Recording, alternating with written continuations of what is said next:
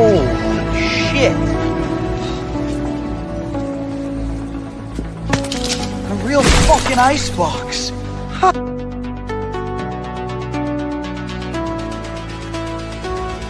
There is no spoon.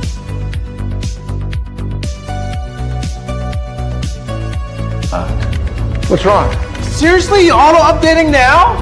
General, I won't be able to calculate the right data for the satellite for 49 minutes. How long till impact? 11 minutes and 44 seconds. Fuck Microsoft! Well, they call them interdimensional beings.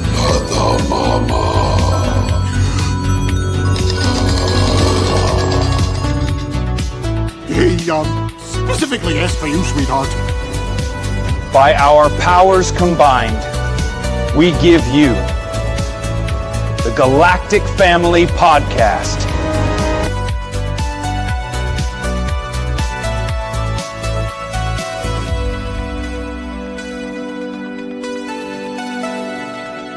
Put the phone down. Hello, my name is Nick Pope, formerly from the British UFO Desk, and you're listening to the Galactic Family Podcast. It's probing time. Hey, how's everyone doing in the Galactic Family Podcast world tonight? Got an amazing guest tonight. First, it's going to be the psychic generation, children of the awakening. You know, what if the next stage of human evolution isn't coming? What if it's already here? Tonight on the Galactic Family Podcast, we sit down with intuitive researcher and founder of the United Experiencers Initiative, Nadalee Hill, to explore a reality that challenges everything we think we know about the human mind. Across the world, children are emerging with extraordinary perception, heightened intuition, expanded awareness, and abilities that defy conventional explanation.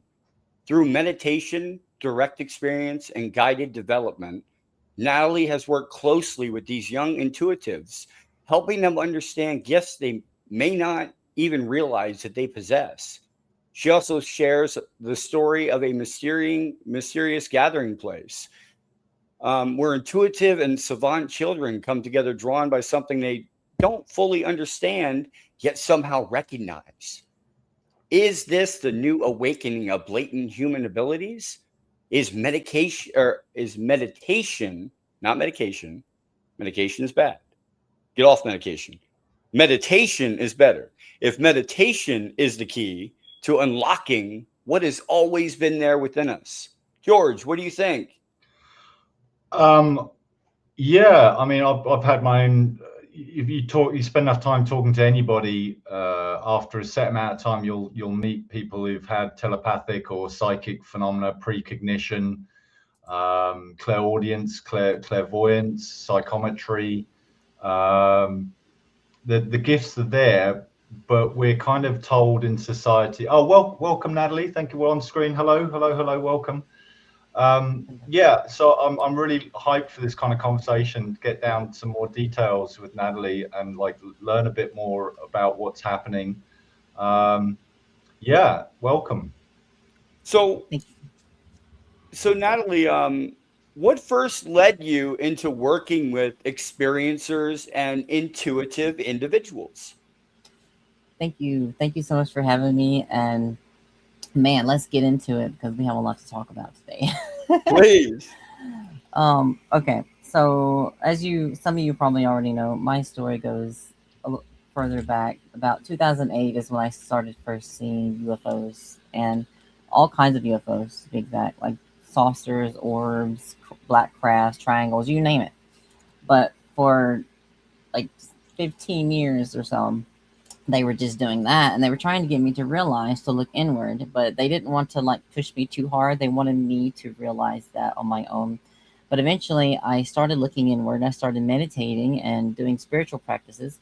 Then they were able to communicate with me and meet me halfway. And then my whole story changed about 2 to 3 years ago. Now I'm in contact with them, and now I know what it's like to be an experiencer, and that ETs are very real. it really changes your entire psyche and the way you live your life in a positive direction. Because now it's like, I just want to help humanity. I live for everyone else, but I do take care of myself, obviously, still. But it's this unbridled love and compassion that drives you forward after contact. And the more contact you have, the more psychic abilities are unlocked, the more just loving you are all around.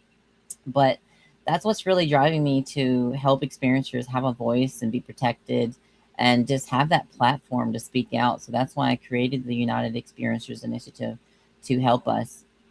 So it's a very complex topic, and there's many rabbit holes. But what I do is I simplify all of it to the best compacted version that can exist, and I just give it to you and let you digest it. But there are many people on this planet that are inherently telepathic, and everyone on this planet is capable of telepathy and other psychic abilities. It's just been suppressed for a very long time due to the chemicals in our waters and our foods and just all kinds of different things. But type 2 hybrids like me, aka starseeds, we have a little bit more alien DNA than the average population, which means we are more activated from birth, and that allows us to do our job more properly to help humanity. So, Okay. Maybe for our viewers and for me as well, I'm thinking I've come across the term indigo people and starseed and I think rainbow people as well. And I'm unsure in the context of the phenomena how that relates to the phenomena and psychism. But perhaps you could explain for us those terms and how that relates to this conscious awakening of it. absolutely. So here's the thing: humanity loves. You guys love your labels, and it's cute.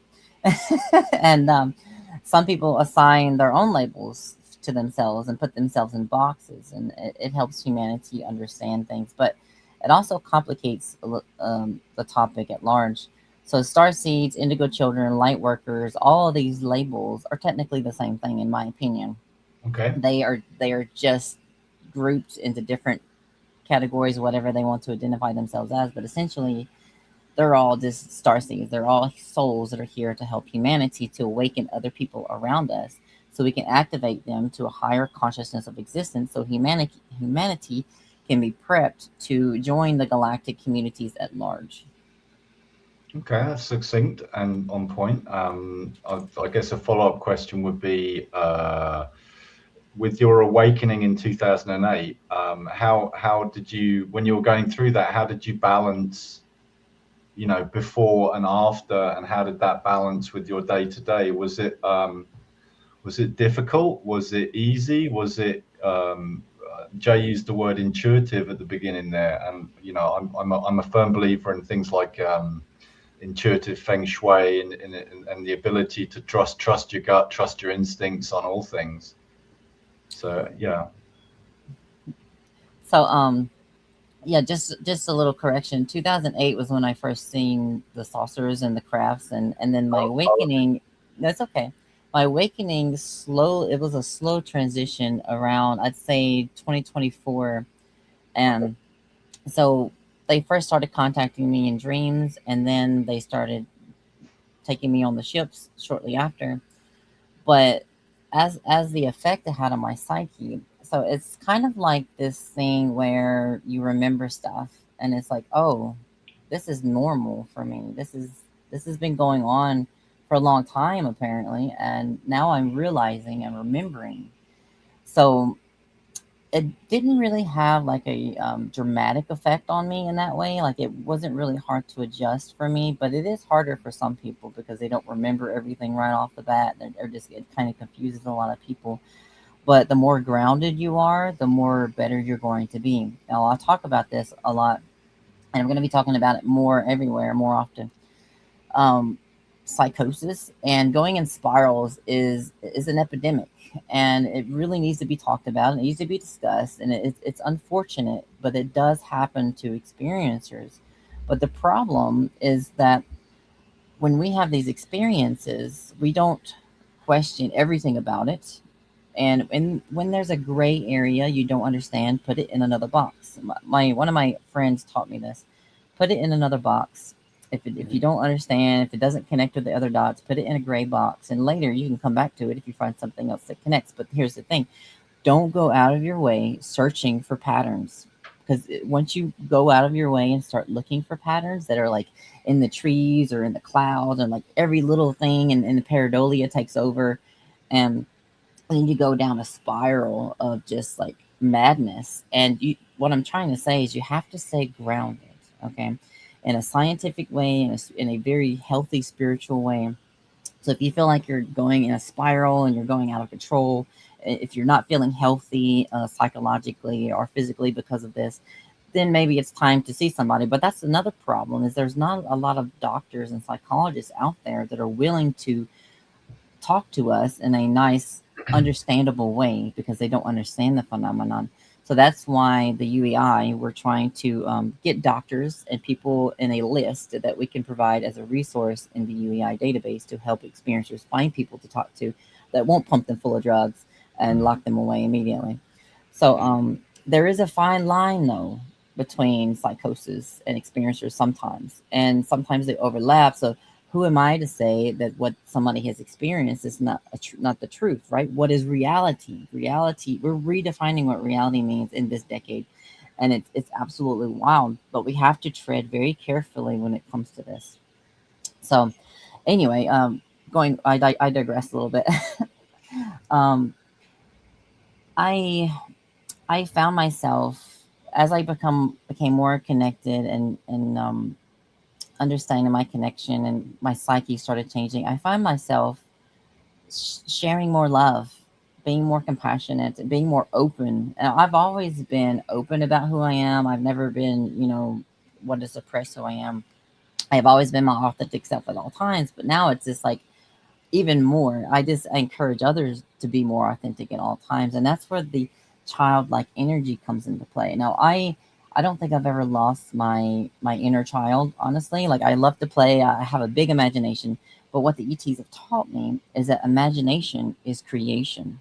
You create your reality from that center point between the masculine and feminine, and that it's where that child energy is, that innocence, the beauty of looking at the world more openly. And now I look at the world even more openly and more loving and more innocent. It's beautiful. I hope that answers your question. Yeah. Thank you for that. Jay, you want to follow on?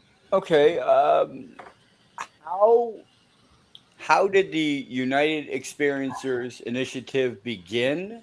And did you, when it started beginning, did you start noticing patterns among the experiencers? Yes. So let's get into it. This is a big integrated part in my whole story, but I'm going to give you the key points. Okay. So I can't give you the exact dates because I don't take notes for the days. I know I need to, but at one point I was given a symbol. So what happened? I was sitting there late at night at my computer. I forgot what I was doing, but I get this feeling in my heart that I need to open Photoshop and I need to create a symbol. And so I'm like, okay, let's create a symbol. And then I realized they're communicating to me. And they said, we're going to create a symbol together. I got this in my heart. So I started like kind of formulating it in my mind and then making it in Photoshop. It was almost like a collective thing. And then I created, my computer. Then I created this symbol here, the United Experiencers Initiative symbol. But at the time, it was not the UEI symbol. It was just the symbol. And I was like, what is this symbol for? And they said, well, it's for disclosure. And I'm like, okay. and they're like, yeah, that's it. You'll know you'll know more about it when the time comes. So I get excited. I put this symbol on a flag and just like all kinds of stuff. And I just put "We Are Disclosure" on it. And I just fly it high, right? And then later, I get this urge to create an organization and to support experiencers. And it was me and a few other people got the same message. We were in the same group But I was the only one to go forward with it, to actually create it. Everyone else just kind of dropped out for some reason. It didn't really line up, but I went forward with it. And then I realized, I was like, oh, the symbol, that's what the symbol's for. It's for the UEI. So I was like, yes. So I got excited, and I ordered a bunch of business cards. I designed it on the car, and this is the newest model. It's nice and crisp. Nice. Yeah. Thank you. But after that was done, I was like, okay, I got all these business cards. What do I do? Right. And then I had a vision in a dream. They gave me a vision, or gave me a vision. And I was standing in the desert, and there was a plane flying overhead, and it was pulling one of those banners, you know, those advertisement banners, and it said, "Have you been to the desert lately?" And yeah, and there was coordinates behind it, and I don't remember the coordinates, still don't. But I woke up and I was like, "Whoa, that was important. That's something you don't ignore, right?" So I kind of logged that away in an important box in my mind. And then about 1 to 2 months later, I saw an advertisement for the Contact in the Desert, and immediately it just like a light bulb, and just like, I was like, oh my God, that's it. And then I felt them in my heart. They were like, yes, they were cheering me on. They were like, you gotta go network for the UEI. You got to go tell everyone about it. And I'm like, I've never networked before. I've never been on a vacation as an adult that far away, you know? So I'm like, oh my God, how am I even going to get there? I'm poor. I don't have a lot of money. So I had to figure all these things out. So I got a loan and I made it. I got it there. But getting there is a whole nother part of my story. We can get into it if you'd like. So lots of synchronicities and opportunities and things manifesting. Yes. Yeah, go for it. Tell us. Yeah. So you kind of like you grabbed a loan, thought, hey, just like thrown in the back of a car or airplane, and just let's go see what happens. What happened? Yep. So the synchronicities, I've never seen so many synchronicities in my entire life in one complete month and a half, and it was absolutely mind-boggling. And it's going to go into my book when I write a book one day, and it'll be part of like a universal library that'll be free somewhere out there in the galaxy with your documentary. Yeah. Yes, I have a documentary, so it's like 5 minutes and 30 seconds, but hopefully someone will contact me for a full documentary. That would be nice. But let's get into the what happened. So this is pretty wild stuff. So let me get my mind straight. Okay, so 2 weeks before I get on the plane, my ID, my wallet was stolen out of my car. Everything. I was like, oh my gosh, how am I going to get on this plane? And so I went to the DMV, ordered a license, but they said, this is not going to get you on the plane. Like, it was a piece of paper, right? So, yeah. And I was just like, I was breaking out. I was getting like anxious over time. I was like, how am I going to get on this plane? I've already got everything. I've already set up the hotels, pre-ordered everything. Oh, no. Yeah. I was a nervous wreck. So I was gathering paperwork galore, like my identity, mail, all kind of stuff. I had a paper stack this high, still got it somewhere. And 1 week before the trip, before I get on the plane, Trump issues the real ID law that you have to have a real ID or a passport to get on the plane. And I'm like, oh my God, how am I going to get on this plane? It's like everything feels like it's stacking up against me. But I should have had more faith. We'll get there. But so that happened. And the day before I get on the plane, this is where it all goes crazy wild. So the day before I get on the plane, my job offers me what they call VL, voluntary leave. And that means they had extra people that day so they can let somebody go. And they go on a list using superiority, who's been there the longest, whatever, you know. So I was the next on the list, surprisingly, the day before my business trip. So I was like, wow, what are the chances of that? How can I turn that down? Right. So I was like, yeah, of course I'll take it. I'm going home. So I get in my car, and I as soon as I sit down, I had this feeling come over me, and I feel them talking to me in my heart, and they say, go to the DMV. It's like right next door from where I work, thank God. But they say, go to the DMV. And apply for your real ID. And the reason I didn't do it before is because I thought it would take too long. I wouldn't get here because I said it would take months to get it. So I was just like calling it, whatever. But Anyway, I go over there. I apply for the real ID. They gave me a receipt, but it's a really thicker receipt than the last one. And the people there, they were like, I don't know if it's going to get you on the plane or not. And meanwhile, I'm hearing horror stories of these families planning trips and getting turned away at the airport. So I'll get the piece of paper. And then when I get back to the car again, I feel the message in my heart again. They said, now go to the courthouse and get your name change form, where I changed my name. And so I was like, okay, cool. So I'll go to the courthouse. I get through the courthouse, flying colors. There's hardly any wait, thank God. And I get that paper, and they said, okay. So I go home, and I'm like, man, I got these papers, and I put them in a special envelope with my birth certificate and the most important documents, and I put it on the pack of the other documents. And in the morning, I leave really early. I think it's like 2 a.m. I leave to the airport, and I'm just like so nervous. And I put my stack of documents in my suitcase, the big stack. By accident, I packed it in there, and they took it under the plane. Yeah. And I'm like, oh my God, all I've got is this little envelope, right? So I get to the people Check-in. the check-in people, and I give them the information. They call up somebody. They have to ask me some questions to prove that I'm an American citizen. And he gets done. He says, you're good to go. And I'm like, oh my God. Like, I just feel so relieved at that moment. I feel like I could just fly away. And I was like, oh my God, this is happening. This is happening. Nice. So I was so excited. But the thing is, when he got done on the phone, he said, that's weird. They usually don't answer that quick. And if he wouldn't have answered the phone that quick enough, I probably would have missed my flight. So that's, yeah. And the papers that I had in the envelope were the ones that I needed. And the other ones in the suitcase were not the ones I didn't need. So it's kind of like everything just fell into place perfectly. Yeah, it's pretty wild. So, yeah, go ahead, George. So that was before you got on the plane, and so now you're on the plane.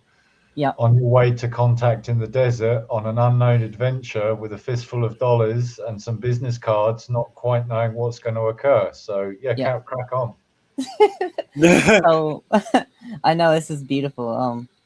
So when I get there, I have to stay at a different, a mini hotel before I go to the big hotel.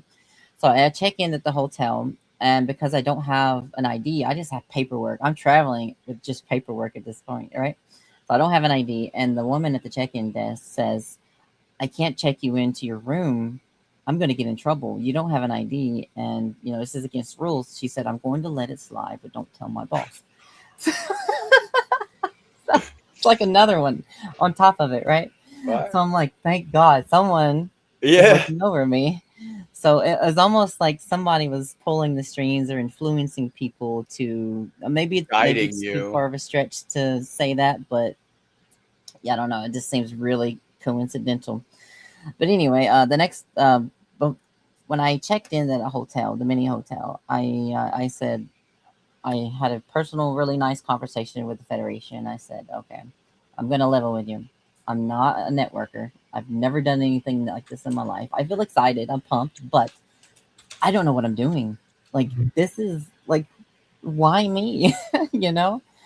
So I go to sleep, and I wake up, and I feel like I have been rearranged, like somewhere over here in the right side of my brain. I feel like something was flipped on, and I felt like a businesswoman. I felt like a laser beam, and I felt like I knew how to network, and like I was just like ready to go. So I had all my stuff laid out in the morning. I got dressed and got there, and by God, I was just like a freaking networking machine. And I'm still am. This is who I am now. This is it's part of the activation. Some starseeds have things that are locked away in their mind, and they get activated at certain times to be able to do different jobs. And now I can say I have been activated. And during the trip, I was a little unhinged because I had so much energy and everything. Stephen Bassett actually let me go up on one of his talks, and I was super excited. And I got to talk about the UEI and everything, but I sounded a little unhinged because I was just so excited and so happy. But boy, did I network. I made so many connections that have helped the UEI out so much. Like, that trip alone has launched the UEI in unbelievable ways you cannot imagine. We went from like nothing to like lots of connections overnight. So I actually did meet 2 Pleiadians there, and then I saw some crafts on the plane outside the window on the way home, and we can get into that if you'd like, and that would wrap that one up.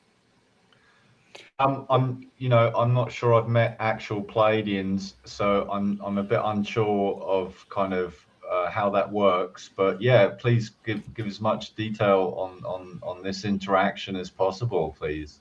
Absolutely. I've met Pleiadians on the ships, in my room, and now in public settings. So this particular encounter is my public encounter, my only one so far. So I was standing about 10 feet away from Chris Bledsoe's booth, and he was sitting there talking, and there was these 2 women, quote unquote. They were standing there wearing black velvet, and they had blonde hair, blue eyes, very tall, very quiet, very calm, and they were just had their hands cupped down here and just kind of listening and observing very delicately, like, right? And I see these women from afar, and I'm like, So I go over there, and so I'm like lined up with them. This is them, and I'm over here, and the other one's like peeking over like this, like watching me while I'm talking to them.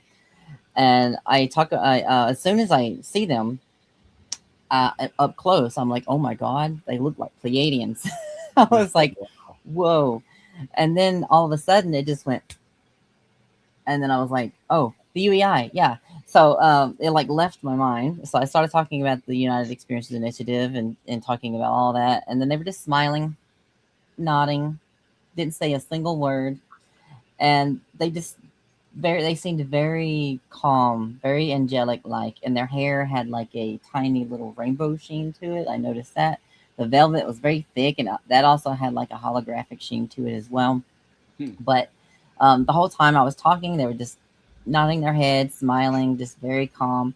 And then when I walked away, it was almost like they just kept staring at me, and they were just smiling, like as to show appreciation. And I didn't understand at the time, but and when I got home, I realized, it popped in my head, like it all came rushing back. I'm like, oh my God, those are Pleiadians. I was literally standing in front of 2 Pleiadians in public and gave them my business card. It was like they suppressed my mind at the moment, so I would stay focused on the job at hand. But they were showing appreciation. So absolutely amazing. And I wasn't the only one that actually seen those 2 there. There was a few select others that saw them as well. And if your vibrations are higher enough, like the love and the beautiful energy that you have is high enough, you're able to see them better, or they will allow you to see them in public, and other people won't see them. So that's a thing. So that happened. And any questions on that before we continue with the crafts on the plane, and then we can get back to the other topics. Okay, yeah, Jay. I don't have anything really. I'm Okay, just well, going with it. I'm listening. Yeah, so my kind of mind, I mean, yeah, if you come down the route of there are, aliens walking among us, percentage pound for pound where you're going to meet them is probably at a convention of some description. And I think kind of like, you want to go meet some real aliens, probably Contact in the Desert is the place to go and meet them, right? They're there to observe, take part, and interact. But I guess kind of, you'd had this symbol come to you prior to knowing to call it the United Experiences Initiative, right? Mm-hmm. So that symbol came to you. Then you thought, hey, I'm gonna do this initiative. So is this if you could describe the UEI to me a little bit, unless you want to move on with the story at the Contact in the Desert, or you want to wrap that one up, but I'm kind of curious as to what the initiative actually is and how it's working, and what the viewer here, for example, if they're experiencing things they don't maybe fully understand, what it is that it's about, really, All right. So let's get into it. I'm going to wrap up the saucer. I know people want to hear about the crafts on the plane, and then we're going to talk about the details about the UEI. You saw a UFO on the airplane. You were on the way in. Okay. On the way home. After all that happened, I got on the plane. I think it was about 10 minutes in. I have the times written down somewhere, but I'm sitting there, and then I have this feeling to look outside, and I see a white cigar-shaped craft, literally like 500 feet away from the plane. And I'm like, I'm looking at this thing. It's about 7 feet long, about 2-3 feet wide. And I'm like, my mind is trying to process what I'm looking at. And I'm like, oh my God, it finally hits me. I was like, oh my God, that's a craft right out the plane. So I whip my phone out, and me being a dummy, I just hit picture. And I got a bunch of pictures instead of videos. But as soon as I realized, I was like, video, and it was already behind the plane. It was going like that. And it was insane. But I'll provide those with Jay, and he can put them up later. Cool. But after that happened, I was just like, oh my God, do I say something to somebody? Do I sound like a crazy person? Do they lock me up and put me in the back of the plane or whatever? So I'm just like, I better not say anything. I'm just going to keep it to myself. This girl right here is having an episode. We need to. Oh God. Yeah. So I was like, nah, I better not make a scene. And so I was like, oh my God. But I'm used to seeing stuff, but not on the plane in the daytime. Like, that is like absolutely insane. But it felt like they were giving me a send-off. And another it happened again twice. It happened 2 more times. And these two, one was a tiny white dot in the distance, kind of hovering there, glistening, and another one was a black craft. But I got videos of both of those. Oh, nice. But it felt like they were giving me a send-off. Like, good job. You did your thing, and here's a cookie. So, yeah. Any questions on that before we get into the UEI? No. Like, did the name UEI just come to you? Was it again in a downloaded dream, or like in a contact situation? Okay, so that part is actually interesting. No one's ever asked me that before. Okay. But I thought about it logically. It didn't really come down in a download or from them. They wanted me to name it, so I had to figure that out myself. And I'm terrible at coming up with names for stuff. But I eventually settled on the United Experiences Initiative. And I was like, okay, that's it. We're going to go with that. So nothing really fancy when it comes to the name.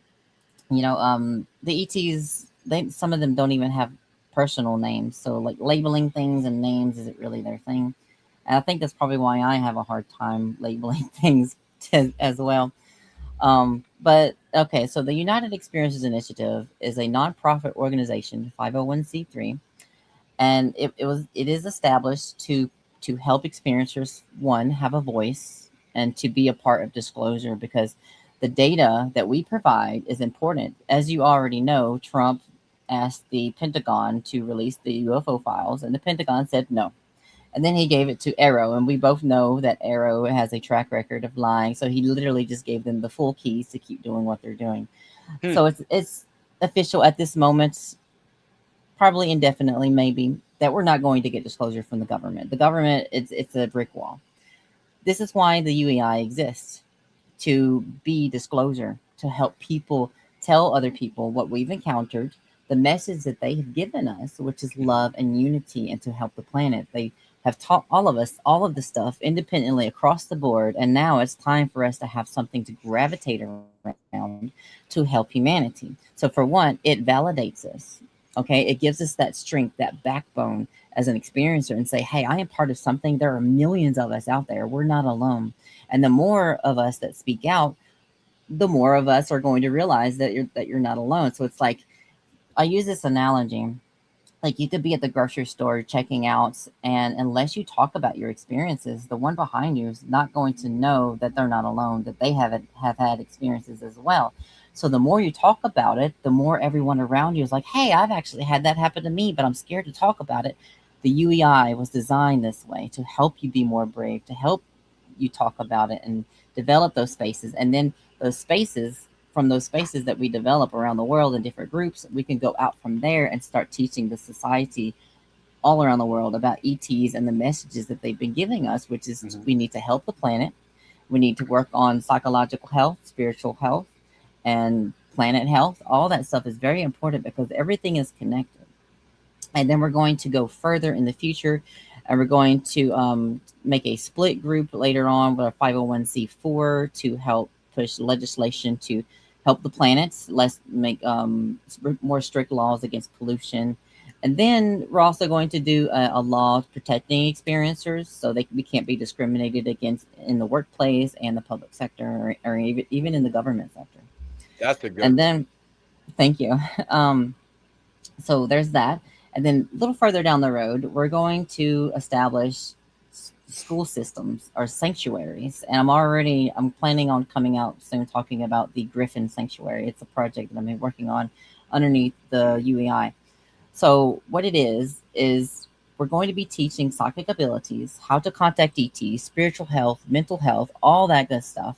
And it starts from the beginning. It starts from the ground up. We have to create a better society where people can be more grounded, more spiritually healthy and physically healthy, all that stuff, and learn how to plant gardens, be one with the planet.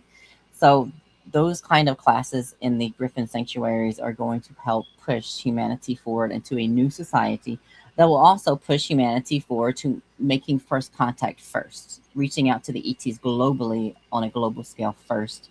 And we're going to be teaching contact as well globally in different groups around the world, getting people ready for that. So the UEI plays a really important part in not just disclosure or post-contact, but just the development of mankind itself.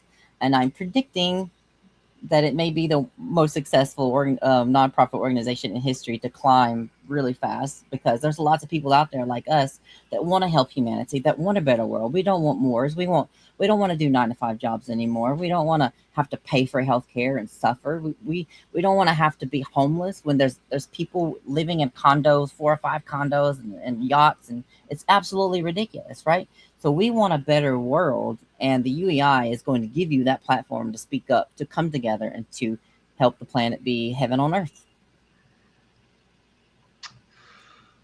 Well, I mean, that's a heck of a vision to kind of like coagulate into a solid reality. And, I think the thing is, it's the thing that a lot of us think about. We may not formalize the reality of that, but I'm glad you have, and you are. And sporadically through this podcast, we'll be putting up the web link for the UEI.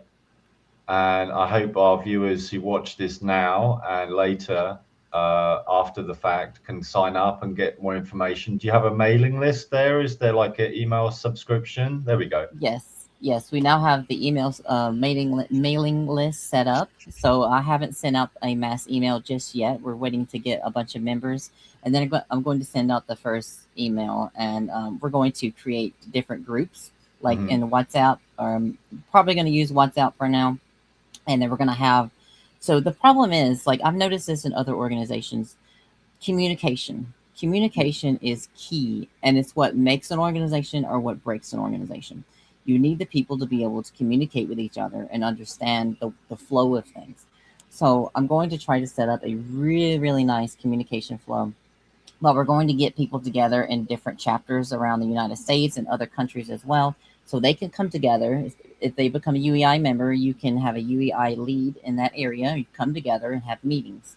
And then there's a lead in those, and they have lead meetings. All the leaders come together in those, and then they report to me. And then we kind of go from there. So I'll give them tasks, and then they'll give the tasks to the people in different sections. And we'll do like cleanup crews around the world, helping the planet, kind of encouraging people to do meditations and stuff like that. And coming together as a community. If we get tons of funds, we can start doing dinners, community dinners around the world, getting people to come together to like know your neighbor, get back into that kind of mindset, because we kind of lost that as a race. It's like everybody's kind of isolating themselves in their homes, and they don't know who they're living next to. So it's kind of like we need to open up. We need to like come outside and have dinner with your neighbor again. So we're going to try to encourage that. And we're going to do groups for experiencers to come together in local areas. So I will put up like flyers like, hey, are you an experiencer? Come to a group where you can talk with other experiencers and share your stuff. If you're ready, you don't have to speak. You can just listen.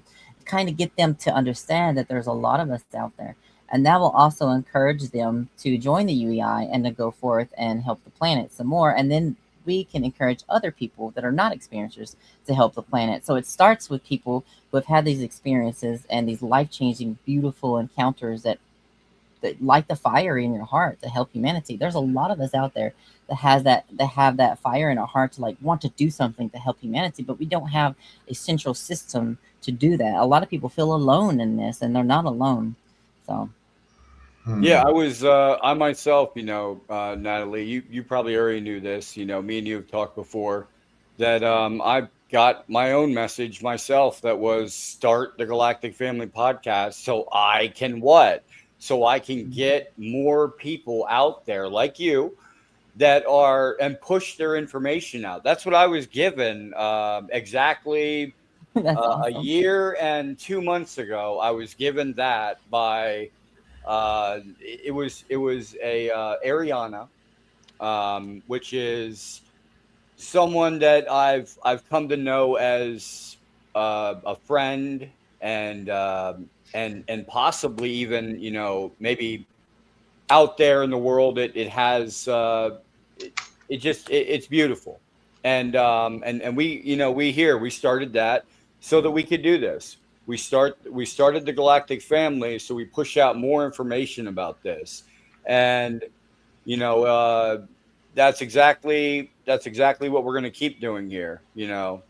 George, you want to take it from here? Okay. Yeah. No. I think staying on point, having clear messaging all the way down for the communication of the visions and vision that you have for the UEI. Trying to avoiding there's other little like disparate groups that could all work together in harmony and not be divisive or political on this topic.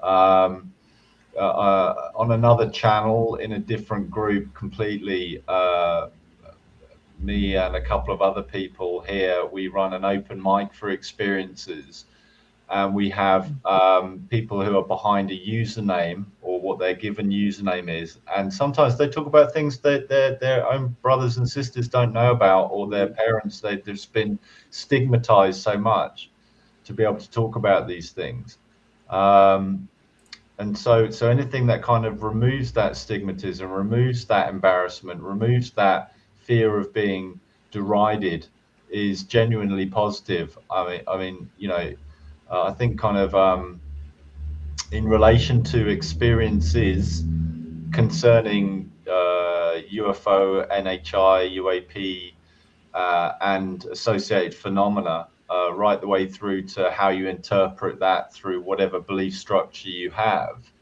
is worthwhile sharing for the betterment of everyone, so that we can come to more of an understanding about what it is that's actually occurring here. The cosmos is vast and it is very mysterious. When I was going to cut in there, George, real quick with this video, because it's up on the screen. This is a year and 3 months ago, HD. This is when I first started the Galactic Family. I put out my intention that there was something that was missing in my life, that there was something that was missing. I needed something, a keystone to guide me. And all of a sudden, out of the blue, I look out my window and I'm like, no way.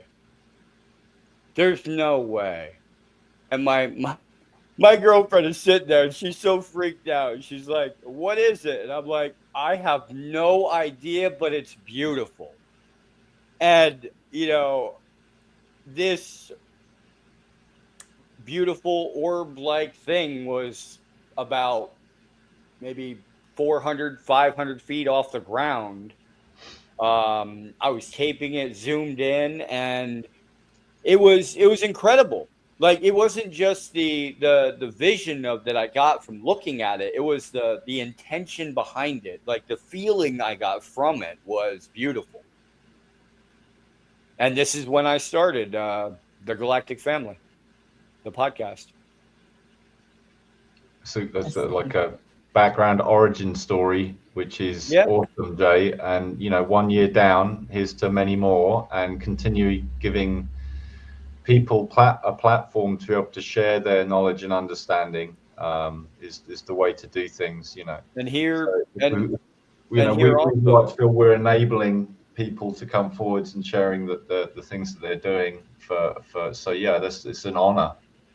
We're also, with us, we have our own initiative, animal outreach program that is last year we donated $1,000 worth of animal supplies to our local animal shelter in need. Yeah, I mean we've spoken about this relatively recently. We're not here for the cashola, you know. We're here to, like, anything that's made goes to the animals once a year, right? It's like just try and help and benefit some creatures that are in need. So, like, if that makes us dangerous, maybe it does a little bit. I don't know, because we're not swayed by the love of green bits of paper, you know. So that's what we're kind of doing here. But yeah, anyway, kind of come all the way back to UEI, and you've left, like, the contact in the desert, gone back. You've seen like a cigar-shaped object on the UFO. You had the sensation that of being appreciated, and that to continue this work. And this was like what did you say a couple of years back? This was 2020 or 2024, or actually the trip was in 2025. 2025. Okay, so yeah, literally last year. And so it's like, this is fresh. This is kind of new. How have things developed since then? And then a follow-on question would be, okay, so how have things developed since you came back from contact in the desert? And yeah, I think, like, me and Jay wanted to tuck into the whole psionic psychic things a little bit more, and gain some wisdom from you. Yeah, I actually have a question on that.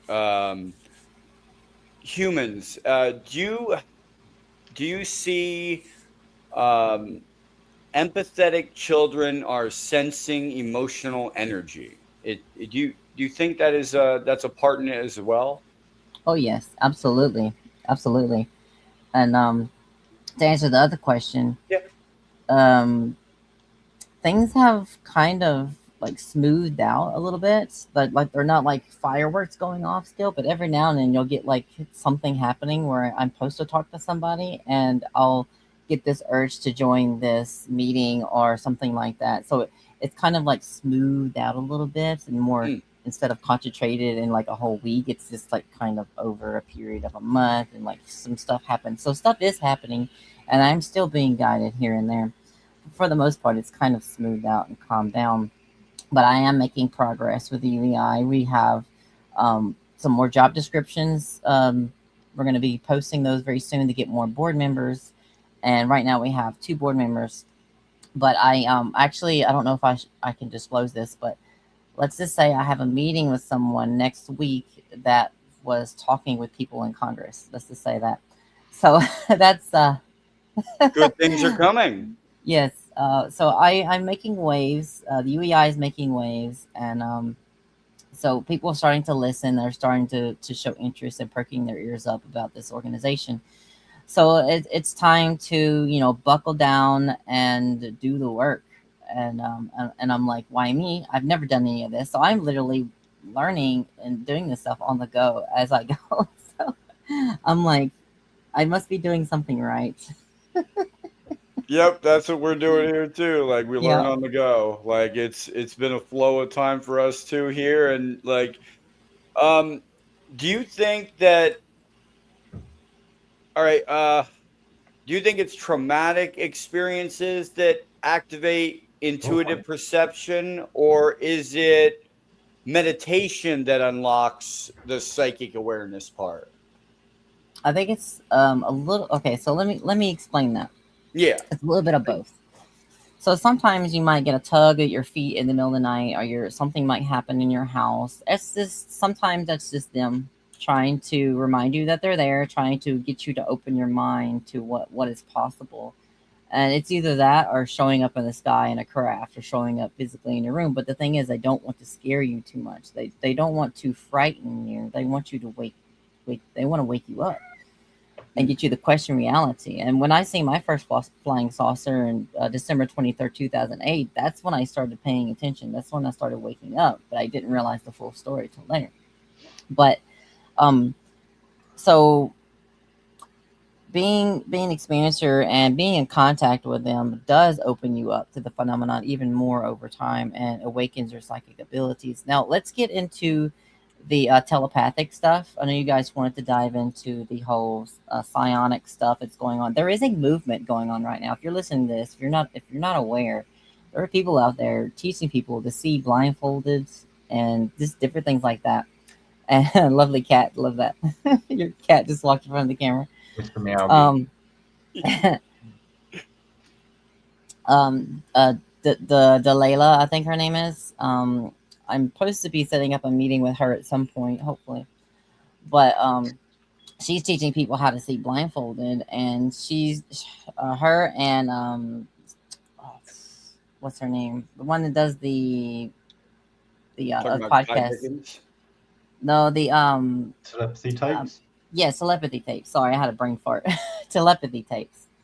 Diane Hennessy Powell, I think her name is. Yes, she's doing a thing too, and she's showing people that nonverbal autistic children are very telepathic, and they have been this whole entire time, and they have this psychic connection with their parents. And all these children have been meeting in this place called the Hill. And sometimes they call it other things, but it's universally the same thing. And these children are meeting there, and they the ones that can actually communicate a little bit are like, yeah, I met this person here. Here's their number. And they call them up, and they're like, yeah, we met each other on the Hill. So it's like, wow, something is going on here, right? So here's my interpretation of what the Hill is and what the astral plane is and everything. Now, what I'm going to say here is just an assumption on my end, but it's based on data and everything that I've collected. I'm a very data person. I see things, I connect the dots. I'm very highly functioning autistic, even though I've never been diagnosed officially. I'm pretty sure everyone says that I'm autistic. Anyway, so the astral plane or the Hill. The Hill is one place inside of the astral plane, in my opinion. The astral plane, the way I see it, is consciousness without form, without true singular form. Imagine lots of data in the consciousness field, and it has no matter to form into, like a singular object or something.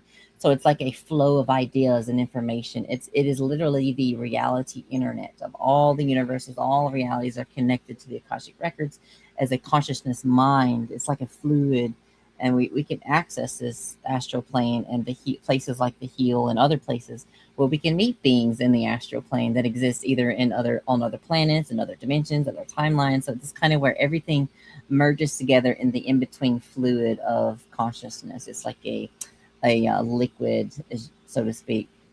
So it's like consciousness without true form.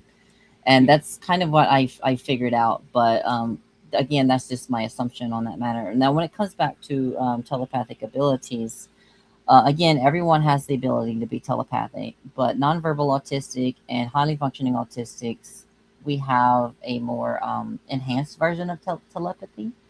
And it could be mostly partly genetic, and the other part is our soul operating through our body. We're more high frequency, you can say, like more loving, more open, that child energy where the imagination comes through. So, yeah, it's very beautiful. And I want to talk about, I'll take some questions, and then I want to go into the hybrid project and how it ties into all of this. Okay, so I just want to ask, do you think that schools are misdiagnosing intuitive children as having behavioral disorders or a disorder of some kind, that is what they're putting them into boxes when they shouldn't be? Yes, that goes back to what I was saying earlier, is about humans trying to put things in boxes. You know, when is it healthy and when is it not healthy? This is one of the moments where it's not healthy to assume about things that they don't understand. They only get, well, you can't blame them. They're going on what they can see, what they observe. But there are people, and they label them ADHD or ADD when they're actually just highly functioning, you know, and sometimes it's genetics. So it's just a simple of misidentification. And another problem with that is they try to slap medication onto us. So I was actually diagnosed with ADD when I was a child, and my mother, they told my mother that I needed to be on Ritalin, and my mother said no, thank God. And I learned to control it later on in life, but I still have my moments. I get hyper, you know. And it's hard to focus sometimes because my mind is all over the place. But once I get super focused on something, it's like it can be unhealthy at times. But down the rabbit hole. Yeah. But yeah, I hope that answers your question. Do you think that formless kind of etheric energy that, you know, is could we relate these telepathic abilities to like an as yet unknown quantum network where the mind is connected to everything, you know, and I just wanted to, like, yeah, if you could give us your description of, you mentioned the Akashic records. Now I'm kind of aware of that concept. I'm thinking about the viewer who may not be aware. If you could explain a little bit what the Akashic records are meant to be, or how you perceive that. All right. So these are some of the favorite stuff I like to talk about. So this involves reality and the structure of reality itself. And this information is like, so my whole life, I have been racking my brain on the structure of reality. How does reality work underneath the layers? And I always knew there was something, some underlying pattern, something that's like undefined at the moment. But I finally understand. I finally get it. Now, this is with information that the ETs have given me and information that I have absorbed in and accumulated over time. And it's kind of like it all meets in the middle and all makes sense. Lots of different religions, or not religions, but practices around the world have come to the same conclusion that consciousness is everything. Mm-hmm. Everything is consciousness. And what does that mean? Well, that means that everything is a thought. Everything is an idea, fractaled out for existence, fractaled out for an infinity. So imagine all of reality, the multiverse, everything as a painting. Each little thing in that is one stroke on the painting. And if you zoom in on that stroke, you have more strokes. For example, you have the multiverse. You zoom in on a type of multiverse. Like there's different multiverses, and each one of them have an infinite amount of universes of those kinds in it. So you got a basket of oranges and a basket of apples and a basket of whatever, so for infinity. You go down and look at one of those universes, and there's an infinite amount of those universes in that multiverse. And then there's an infinite amount of timelines for each one of those that go in different directions. So it's like an infinite in different fractal forms. But like in our universe, we have a galaxy. That's a stroke on the painting. A solar system, a planet, the atoms, the molecules, the life on the planet, a thought, an idea, the words that are coming out of my mouth. Everything is a stroke on that painting. We are the painter and the painting. We are God and the creation itself all together in this beautiful play. Now, you've asked me, what is telepathy and how does it relate to this field of consciousness, and what is the Akashic records? Well, this goes into that. The ETs have literally taught me that telepathic communication doesn't necessarily come from the mind. It does have a key component in it, but it comes from the heart. It comes from that essence that is connected to that fluid of consciousness that we are all a part of. So when you're communicating telepathically with someone, it's not brainwave signals going from one person to another. It is literally essence itself, emotions, the consciousness of reality rippling between us because we are one. And it's like it's skipping that gap in between the air between me and you. And it's just like because we are one, right? Mm-hmm. So the more love, the more unbridled, just love you have in your heart, and the unconditional forgiveness in your heart, the more you're going to be able to communicate telepathically. And even with the ETs, this is how I teach people to contact extraterrestrials. It's all about how much of that high vibrational frequency you have in your heart, because the more those frequencies you have, the more you're going to be connected to the whole field of consciousness itself, you're going to be able to access more of that. Now, the Akashic records is like the information, the data of everything that has, is, and will exist in existence. But technically, it's all existing right now at this one very moment. Time does not exist. It's irrelevant. There is just existence itself. And the Akashic record has all of that information in the field of fuzzy logic. I don't know if you're familiar with fuzzy logic, like it could be 1 or 0. In the Akashic records, it's everything. It's all possibilities. So it's like the information that you're seeking is the information that is relevant to your situation at the moment, in your reality, in your timeline. So that's why it kind of gets a little complicated, because sometimes people can get mixed messages from the Akashic records, and like it's kind of weird because you're literally pulling from a multi-dimensional library that goes on for infinity. So it's like, does that information go with the timeline that I'm still on? You have to reevaluate it. So it is literally the information in the astral plane. The astral plane itself is also the Akashic records. So it's all the same soup of consciousness. And there's different layers of dimensions in each universe. And we're right now, you could call it the third dimension or one specific type of dimension, but there are layers of onion layers on our dimension with higher dimensional layers. Now, we say higher dimensional, it's more of just a different type of frequency. You just shift the knob. Humans like to think in layers, but it's more like they're all existing on top of each other. Mm-hmm. So, yeah. Nested realities of possibility and potentiality contained within everything. It's beautiful. It's a beautiful multi-dimensional painting play that we're living in. And, I'll tell you the meaning of life and reality itself right here, right now.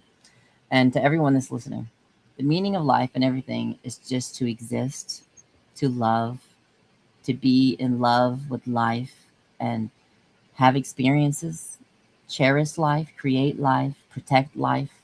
Because the more you do that, the more you're going to allow ourselves to incarnate into more versions of ourselves and to experience more things.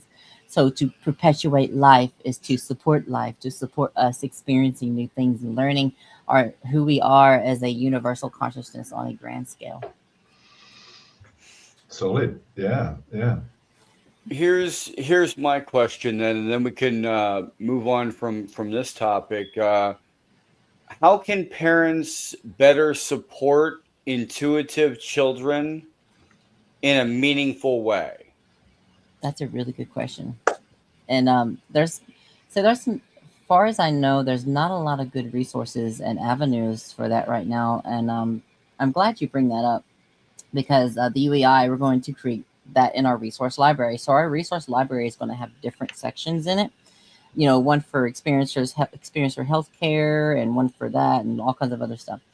So we're going to be trying to find people who are doing this already, or try to find people that want to do this, and we will support them. But right now there's not a lot of information understood about it, right? So there needs to be more research done about it, and in a more open-minded manner, in combination with spirituality and ETs as well. So did you know that a lot of nonverbal autistic children have had contact with extraterrestrial beings, turns out? Yeah. So, yeah. And I think we need classes and special places for these types of individuals to help them flourish, to help them communicate in their own way. Because I'm going to try to put this into perspective about nonverbals. Imagine being a being, but not being aware of your body, just existing. Mm-hmm. So you're like, there's this disconnect between your hands and your body, but you're just a conscious being.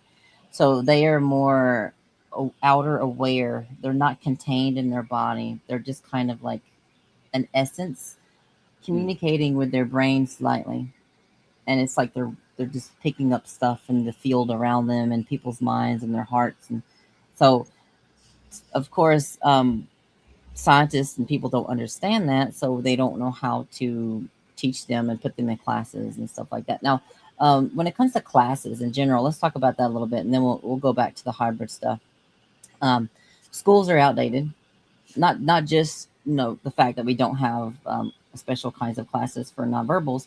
Schools in general are outdated. They're too linear. They're not designed for people like us, highly functioning autistic or nonverbal autistic people, and or just people in general. Like they give you tests and they test you in one small narrow lane. And it's like we need to flourish people's what they're good at. So this is actually what the Pleiadians do on the planet Era on the planet planet Tegeta in the solar system Era in the Pleiades system. Their school systems are very amazing. So what they do is they flourish. So let's say a child is really good in quantum mechanics, and they're like, okay, you're going to learn more about quantum mechanics, and they allow them to choose, and they get mentors. So they go, and they're not like tested. They're not, forced to compete against each other. They work together with each other in harmony as groups, and they learn from each other. So humans have this competitive mindset, and it's kind of just, competition is good. Don't get me wrong. It is good in a sense to progress humanity and keep us from destroying ourselves too quickly. But once you get to a point, competition is outdated. We need to start cooperating together at that point, because once we understand that we're all connected, I'm kind of getting off subject, but that's their school system, and we need school systems like that. So there's that. Any questions before we go on to the hybrid stuff and how it relates to telepathic abilities? No, other than say I've mentioned a couple of times on the channel about my own story where I was a mute until 4 years old, and my half sister and brother knew what I wanted without me saying anything. So it came kind of like naturally, right, to not talk. I was taken to various specialists who investigated my voice box, hearing. They couldn't find anything physically wrong. And then one day a doctor was talking to my mother and said, well, we can't find anything wrong with George. At that point, a fire engine went past, and the doctor casually said, what's that? I'd said, it's a fire. My first words were, it's a fire engine. Wow. And since then, you've not really been able to shut me up. But that I remember that time, and my grandfather on my mother's side had the same ability. So I met him a couple of times in my life, and I have very key moments of just sitting there and expressing without saying anything. I don't, usually talk about personal things a great deal, but I feel it's okay. My eldest son is diagnosed with autism and ADHD. When he was around, I'm going to say 7 or 8 years old, we were using crayons on the, just on the bed, kind of like coloring pictures. And in my, we had a communication where he wanted the green pen. He didn't say anything, so I handed it to him, and then he verbally says, how do you paint pictures in people's minds? And the only thing I could say to him was, you have to figure that out for yourself. So beautiful. Wow. But yeah, I mean, I think like I feel I've maybe met a couple of actual non-human characters in my time. But I'm interested in the kind of, if there's a hybridization program from like alien with human, is there a hybridization program with human with alien? So it's kind of like alien human hybrids and human alien hybrids. So it's an interesting concept, and I think kind of it's definitely possible. So yeah, if you'd like to talk a bit about humans and aliens and humans and hybrids in between as a kind of communication system, or if you could talk on that'd be great, Nadalee. Thank you. Absolutely. This is one of the main things that I teach on a daily basis, or when I can do live streams and speeches and stuff. And sorry, my computer really sucks. I need a new computer. I'm on a laptop. Okay. So, sorry, my phone's ringing. It's okay. Look, y'all can cut this out, right? I'm gonna mute real quick. It's all right, no problem. Yeah, no problem. Jay, you're like you've had some strange phenomena happen to you too. Oh yeah. You know, and in our day-to-day conversations with our friends online, it seems more common than uncommon. Yeah. And so it seems like we're although like everyone feels they're unique in their own particular flavor of mind-to-mind communication, or empathic communication, or subconscious communication, there seems to be commonality between all, but we don't really have the lexicon or linguistics or language to be able to fully describe it in exact detail. So it's always a little bit vague, and like some people use, you know, etheric, some people use astral, some people use quantum, some people use different verbiage and things to kind of describe. But I just want to know, are we being guided to these locations out of our intuition for what's going on? Okay. Or is it because that's what I'm thinking. It's an outside guide that guides you along your path, what you're supposed to do. If you stray from it, you might get, you know, something happened to you along your timeline or something, you know, if you stray from that path. But it's like we see like the patterns also coming up in our minds, like finding this out in the blue, like in Antarctica. I was like, you have got to be kidding me. There is an alien face in Antarctica. I mean, I have it, you know, shifted to the side, but you know, if you look at these coordinates on your computer and the coordinates are on there, you know, you can look it up and you just shift the face so it looks forward like this, up and down, and it's a face with an actual structure underneath of it. You can see there's like a square kind of underneath of the face, like it's. Yeah, I think the thing is, like the naysayers will always say, oh, there's always with naysaying, there's always an excuse. It's a simulacra, it's pareidolia. But when it happens, pareidolia, but yeah. But that's like saying, oh, it's just a coincidence, and then there's another coincidence, and another one, and another one, and another one, and then oh, it's just synchronicity. It's how it's meant to be, I think. Yeah. So yeah, welcome back, Nadalee. Thank you so much. You're welcome. All right. Are we ready to continue? Yeah, we're good. I was just explaining to Jay about how kind of in certainly in just spoken language, to be able to describe things can be quite complex and difficult, and we're all connected and we're all unique. This gives us maybe an advantage, or gives us maybe it's a power that humans have that maybe other species do not have, in that we can operate as a unique individual with our own particular set of talents, but also operate in a group with a combined force as well. So the ability to connect, and you know, you could probably think of the word I'm thinking, where minds are connected and operating on that level, but then we have the ability to step and separate as well. So that kind of gives us a distinct advantage. But I guess kind of like with the coming all the way back to the hybridization, and you know, either human-led, maybe nefarious, maybe positive, I don't know, human-led hybridization of the species with biologics retrieved, you know, if I want to kind of paraphrase David Grush, or the other way around, where kind of abduction or like scenarios. I'm not sure abduction is the I mean, it's just again, it's just a term.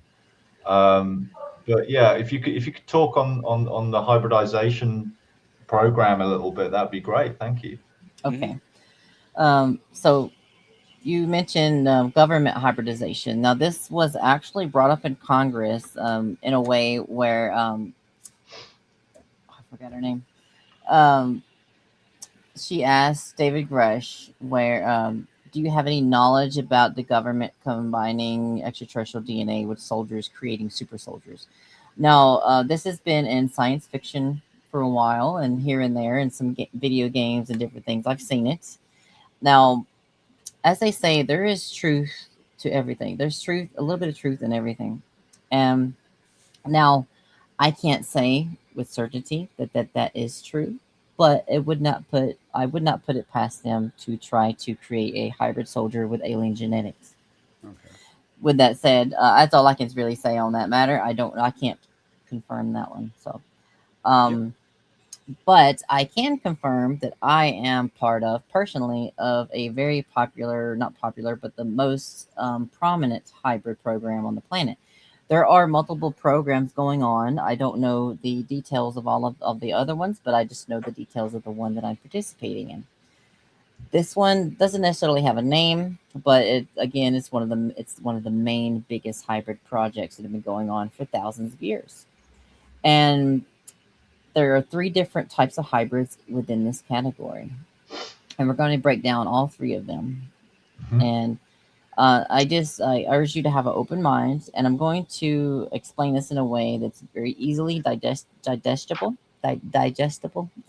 Sometimes I get tripped over my words. But so me and Max Rempel, a really well-known geneticist, amazing guy, we've come up with the same conclusion independently. And I have just been collecting data and observing things and connecting things in my mind. And he's been doing research, written down research and everything. But we came to the same conclusion independently, and that's how we found each other. And now we work together on the topic. And we'll talk more about that at the end.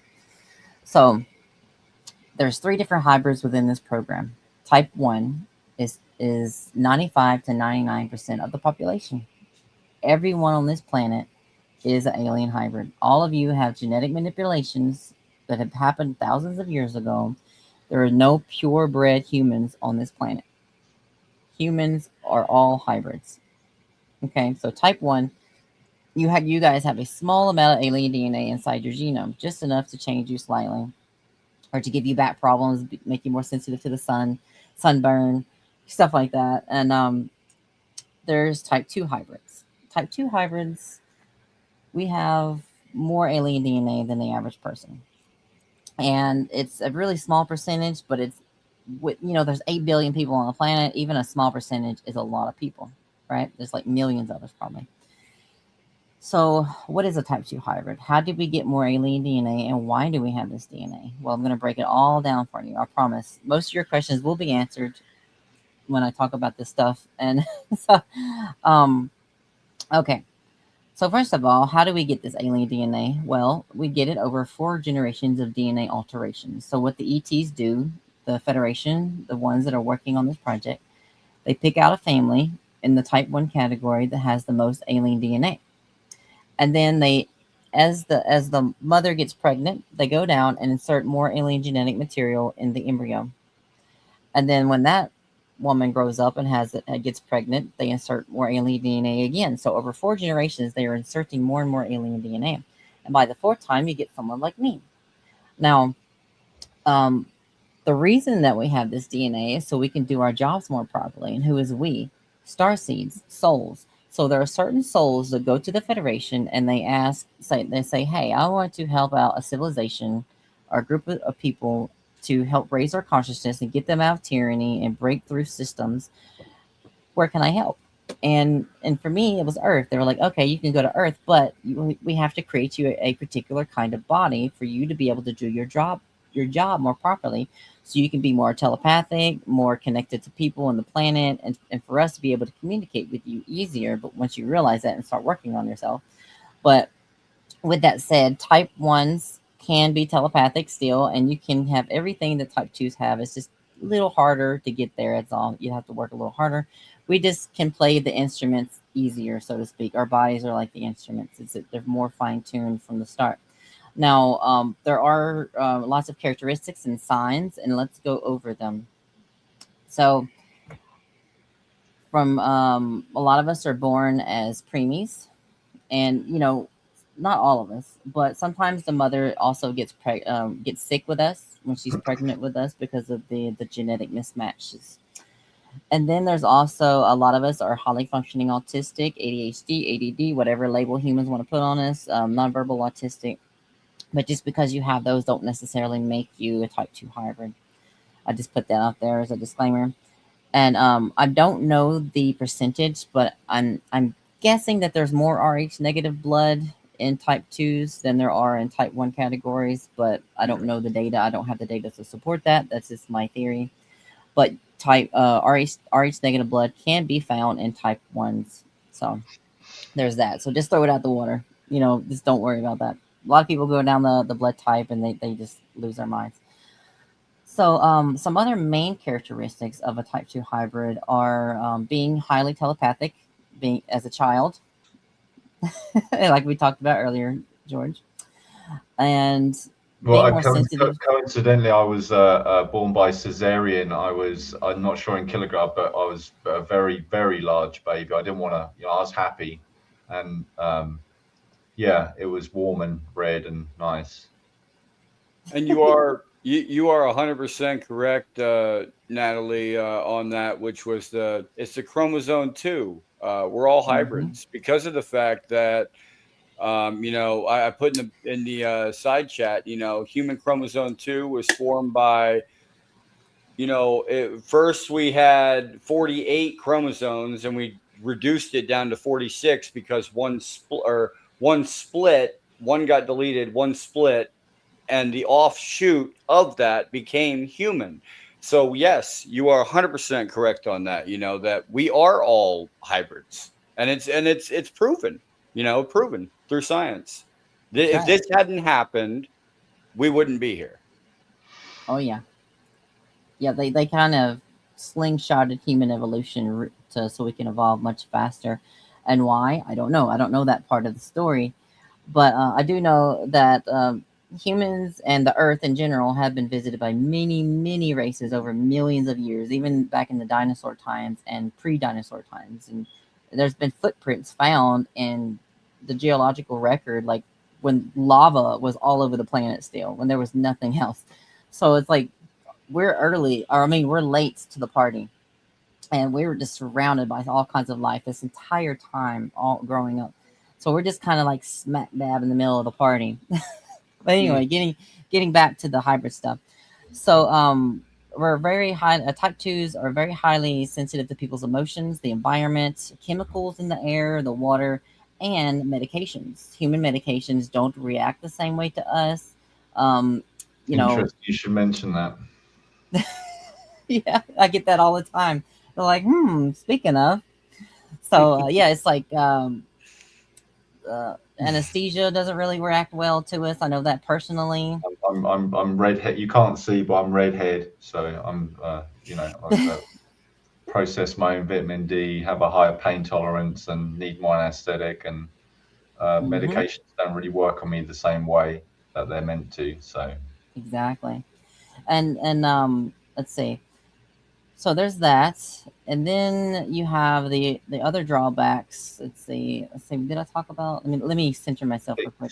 Being sensitive to emotional regulation, emotional states, regulating your own emotions can be difficult and result in psychokinetic events and things of that nature. Yes, that is another thing. Yes, thank you so much for bringing that up, George. Yeah. And some of us break equipment when they try to give us x-rays or anything like that. It's like automatic or a self-defense or something. Yeah. So when I go to the dentist, I'm like, just be aware your equipment might break. And they're like, what are you talking about? And I'll be like, told you so. Quite refreshing to hear another person have similar. I recently flew to Peru, and Jay will tell you when I came back, I was saying, well, kind of there's all these new scanning machines for the passport and putting your bags in, and none of them, every step, they refused to work for me. And people were scratching their heads a little bit, not understanding why. Yeah, your aura was like messing with the machines and the scanning stuff. I love it so much. Yeah, so we've been amongst humanity throughout history. It's like not just a new thing over the last 4 generations of our bodies being developed. But Jesus, in my opinion, was one of us, but he was a more highly concentrated version of us. Because here's the thing. There were less of us back then, so they had to be more fine-tuned to be able to do more incredible things in an isolated area.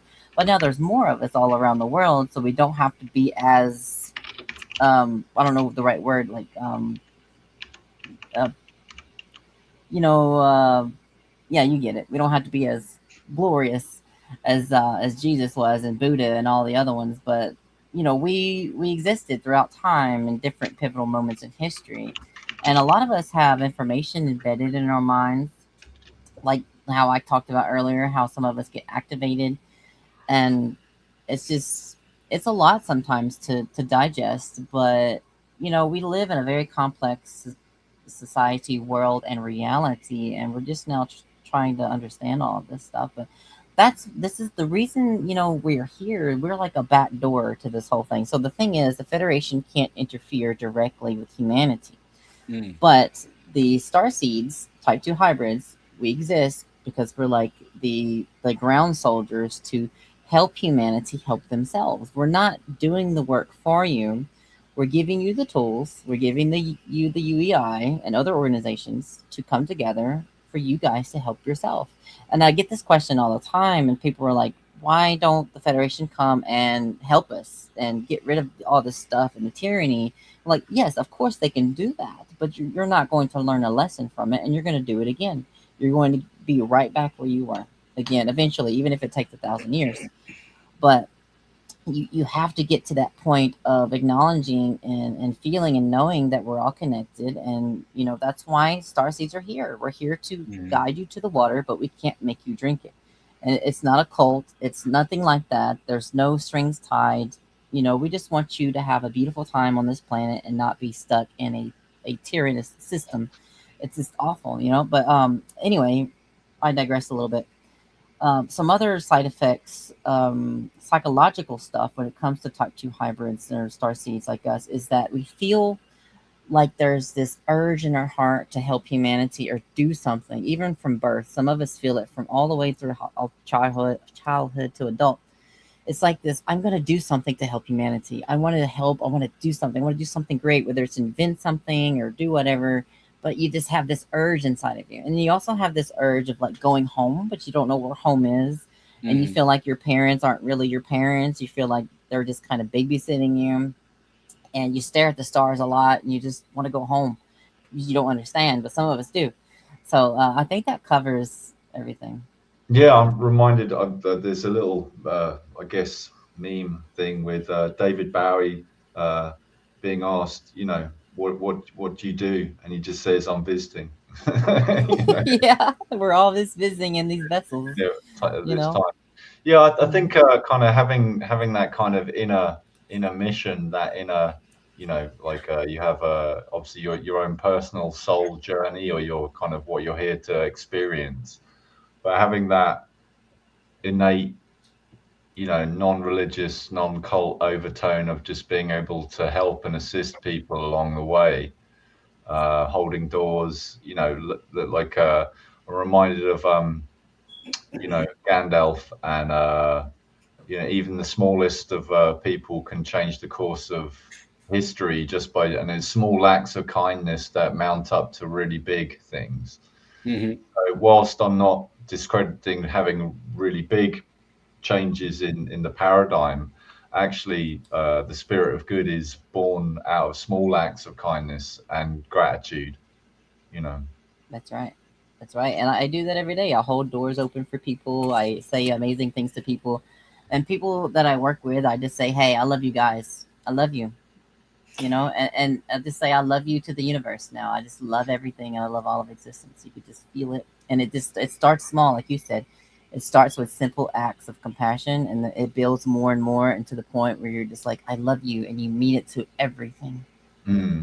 Now, here's the question you probably don't get asked that much, because you are all about love and light. So you probably don't get asked this a lot. But how do we protect children from being exploited in this space? Because governments have done this before. How do we, as you know, seeing from the outside, these children are being exploited, how do we step in and say, never again, you know? That's a good question, and this has come up in Congress, I believe, or in the alien UAP phenomenon at large. There's been whistleblowers talking about how special children like us, type 2 hybrids, or autistic people, we have a heightened sense of reality, and they want us to operate the ships. And they want us to communicate with extraterrestrials. And there was this program called the GATE program. I'm pretty sure you've heard of it. There's more and more data coming out to support that this actually was a real thing. And I'm pretty sure I was also a part of this as a child. I remember, okay, so what the GATE program is they were testing children back in the 90s, early 2000s, maybe the 80s to early 2000s. They were testing children for these types of psychic abilities. They were wondering where they come from, how they worked, and they were using us to communicate with extraterrestrials. And then when they got done with us, they wanted, in my opinion, I'm pretty sure they wanted to suppress us because they realized how powerful we were and how we could break the system in the future and break us out.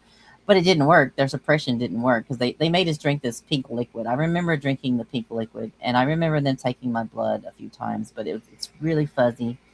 But I remember a green lit room, and it gives me anxiety to this day, still thinking about it. And yeah, so they tried to study us and then suppress us, and it didn't work. We're still here. We're loud as ever, and we're going to keep being loud and fight back against the people in control, whoever that may be. I mean, we could speculate all day, whoever, the dark government, the shadow government may be. It could be a type of dark extraterrestrial, a group of families, the royal families. We don't really know. We could speculate all day and go down rabbit holes, but it's whatever, whoever. We're pushing against the system, and it's going to crack, and we're going to take back this planet as a whole, as a whole race. So going back to how do we protect children from these kind of things and from the government?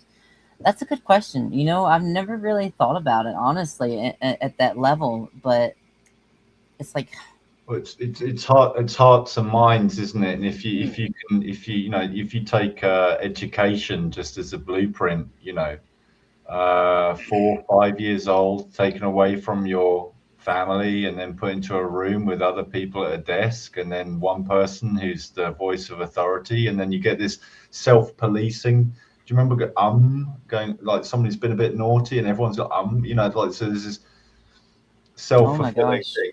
I just think I don't know, I don't want to talk too much about my own personal kind of escaping the system for as long as I could and then getting captured and then having to run the rigmarole of trying to defend my own position. But certainly it's been a rocky road for me. But luckily I haven't lost myself into it.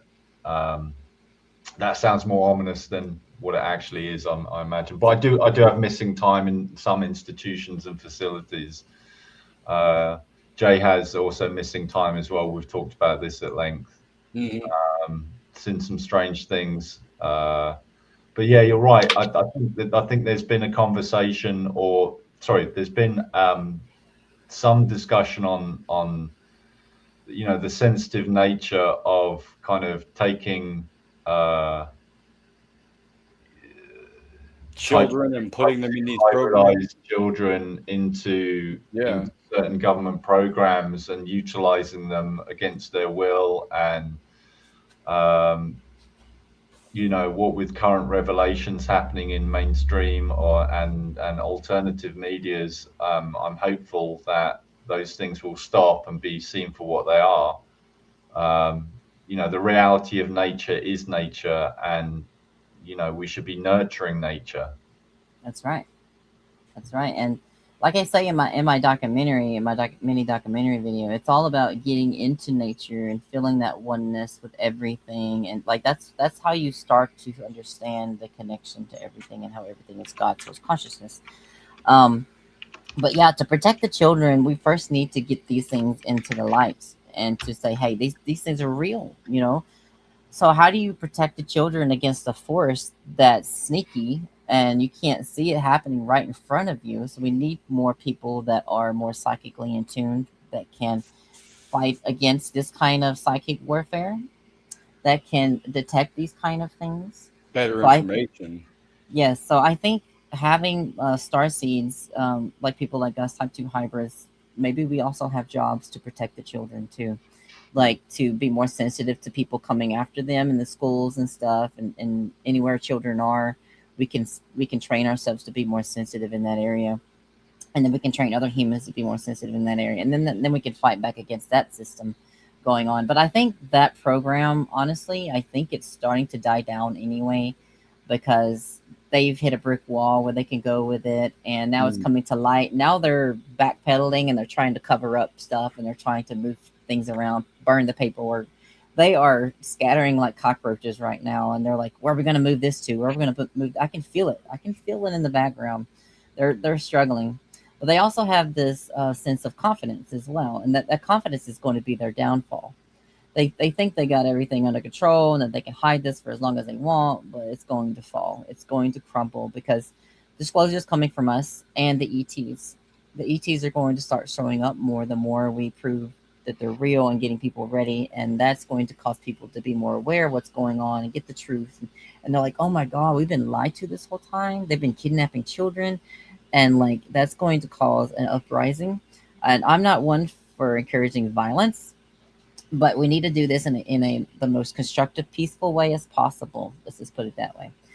It might come to the point where, forget requesting documents, forget requesting access to these facilities, and we need to put our foot down and raid these facilities. But I need to watch my words very carefully. I'm not saying go and do this stuff on, that's not, I'm not encouraging anything like that. But I'm saying, something has to give. Something has to give. If we're not going to get the paperwork, start listening to experiencers, because that's where it's at. I've just been using like pure logic and honesty, and like being misrepresented, and finally finding my own feet. It's taken me a while to get like understanding of who I am, where I'm going, and things. So it's passing those things on to the next generation to be core in their belief, core in their understanding of that. The everything is infinite, everything is kind of connected, and that shows some TLC out there. And I want to expand on that and what I said as well. I touched on forgiveness a little bit earlier, and I want to talk about forgiveness and how it applies to this and the files and disclosure and everything. Now, I know a lot of people were very scorned, and like as you can see, I even got hyped up a little bit, and I kind of want to reel it back a little bit. But we need to forgive. We need to look at the situation. We don't want to excuse their actions. They need to be taken. People need to be taken accountable for what they've done to humanity. But we need to do it in a constructive, peaceful way. We need to put these people in a facility, and we need to evaluate their consciousness. We need to get them back on the right track and do mental evaluations. And this is what I'm going to be pushing for in the UEI, is to dissolve prisons, to have a more rehabilitation centers for people and people in the government that have done these dark projects, to get inside their minds and understand how they work, and then deconstruct that and promote good, healthy thoughts, and kind of heal them by forgiving. And true forgiveness comes from understanding and not being judgmental, not taking for what they've done into your heart and not giving it back to them, seeing what they've done and everything and saying, "I forgive you. Let's work through this to make you a better person. And we love you. No matter what, we love you. And we may not want you around in our space right now, but we love you. And we forgive you." So we need to forgive these people, and not just them, everyone. We need to forgive unconditionally at all times. So what I teach is that forgiveness is not a single act. It's a way of life. If you forgive one person and not the other, you're not truly forgiving in your heart. Forgiveness is a frequency. It's like, to use another maybe a bad analogy, in the financial paradigm, there's always aid, but there's never debt forgiveness. So we're always aiding these countries who have massive debts to us already, whereas if we forgot the debt, if we forgave the debt, And I'm also reminded of a good friend of the channel, Coffee Bum Random Content. And I'm 100% with him in thinking that, as well as forgiveness and amnesty needs to occur. So these people who have done, it's kind of like catching, the naughty kid that you discover with their hand in the cookie jar. You've got a choice, haven't you? You can scream and shout, or you can say, okay, no worries, but can we not do this again? And I often think these kind of super dark, black, penumbral projects, or whatever you want to call them, are just a bunch of naughty kids who don't want to get caught. They've got on something. But if they get caught, I think they're probably going to feel a bit sorry. But that's a good spot to jump into right there, because I want to actually jump in, George, to show Nadalee's her preview to her documentary. Yeah, please.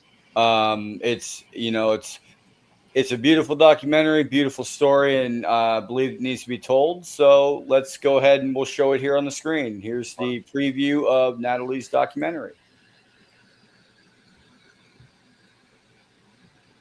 Oh, wait a minute. Where'd it go? There we go. I have no sound. I am an experiencer of the phenomenon, the alien phenomenon, so to speak. I've had things happen to me that could have happened to anyone, and could happen to anyone at any time.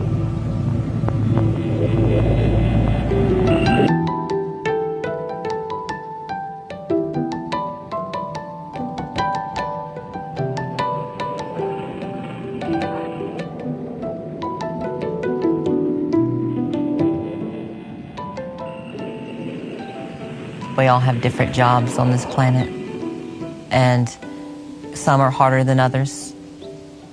And my mission on this planet can be complicated, but it's also simple. There's nothing in this world that will stop me from talking about extraterrestrials, and my love for all of humanity is what keeps me going. We're not alone in the universe, and we need to be open-minded. I found myself looking for UFOs at an early age, and I never understood why. It was like something right underneath the surface that I couldn't put my fingers on. It's almost like they were pulling strings behind the scenes, kind of guiding me to where I need to be. Things were building up my whole life into the moment of when I seen my first flying saucer.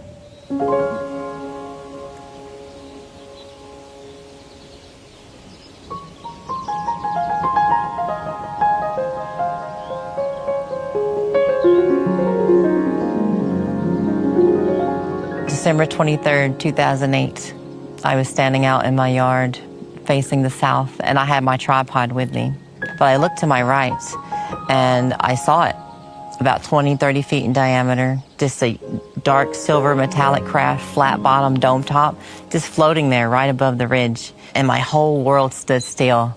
It was like time just froze. And I was asking myself, is this real? Am I dreaming? And I whipped my camera around, gone in a blink of an eye. Then your paradigm just blows into a million pieces, and you have to reconstruct your whole being of understanding the universe. This is a consciousness phenomenon. This is more than just physical. There's something else going on here underneath the layer of all of this. It's something deeply rooted into the fabric of reality itself. They're trying to reach out and communicate with you, but you can't talk to them unless you pick up the phone first. Hey everyone, we are going live tonight, and we're gonna call the aliens down.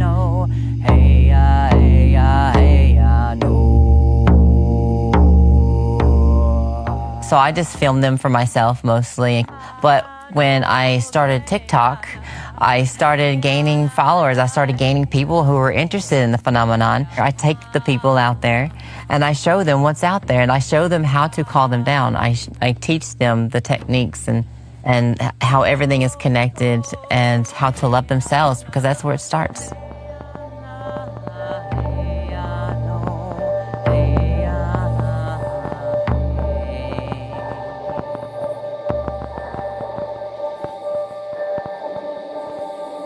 I urge you to do this now as we sit here. Think about all the things you love in life, everything that you love. Friends, family, pets, everything that you love. And then I want you to send it out, not with your mind, but with your heart, because that is telepathic communication. At the mind, you just choose where to send it, but your heart, you send it out. Just think about it coming out of your heart chakra right in the middle of your chest. Send out the love like a wave of energy, of love and compassion to them. I feel called to be out there because there's this tug in my heart. If I'm not out there sharing them to the world, I feel like I'm not doing my duty. I'm not doing what I'm meant to do on this planet. The ETs want me to tell the world that you're all connected, the earth is alive, and we need to take care of it. And communicating with ETs and going forth in this phenomenon is important for the future generations of mankind, because we are part of a galactic community that we need to be a part of. We need to go out there because we have so much to offer: art, music, and being playful. Just being able to experience life in this form, it's so special because you can feel, you can touch, you can hear and taste, and there's so many different things here that we don't have in the other dimensions. It's so beautiful here. Existence is a gift. It is.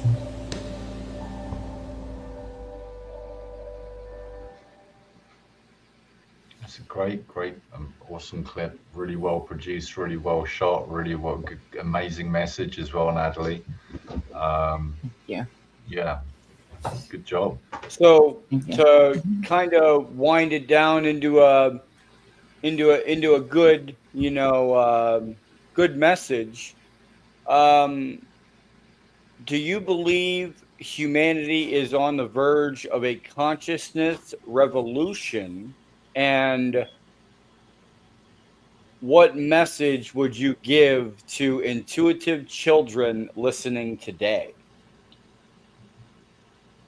Yes, I do believe that we are on the precipice of a shift in human consciousness. And it's one of those turning points of a civilization, and we're not the only ones that go through this transition. There's other civilizations out there that reach this point, and it's a beautiful, beautiful transition. It's like it's like going from a cocoon to a butterfly, and the ETs and starseeds are just here to help you break out of that cocoon and become a beautiful butterfly in a field of butterflies.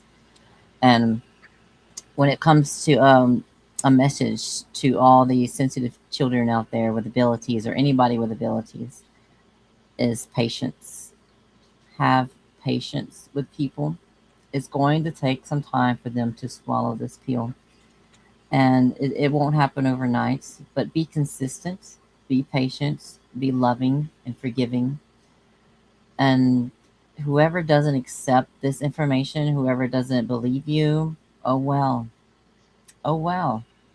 There's nothing you could do about their opinions, and it doesn't matter, because they're going to get left behind. They're going to have to be the ones to catch up later on when they realize, they're like, oh wait, now I want part of this wagon. Now I want to jump on this train, but they're going to be in the back and they'll have to catch up. But that's their problem. That's their prerogative. We can't make them believe. We can't make them listen. So just be patient, be loving, be forgiving, and just be humble, and everything will fall into place. Okay. Awesome. George, do you have anything else to add to that? It's been really excellent to talk to you, Nadalee. I've learned a great deal, and I'm really interested to see in the next year, 2 years, 5 years where UEI goes. Jay will put, obviously, and I say this, and it's we're not going to do the bam bam, but I'm saying, if people viewing, if they've enjoyed the podcast so far, if we can press the like button gently and with love, as opposed to smashing it or hurting it or damaging your device, consciously and with intention, then that'll be excellent to get this message out a bit further. But I've really enjoyed meeting you today, talking to you and listening to everything about UEI and Questions from the audience. Here we go. Very quickly, they wanted to know if because this is the only question came out, is the crystal special or is it special to you?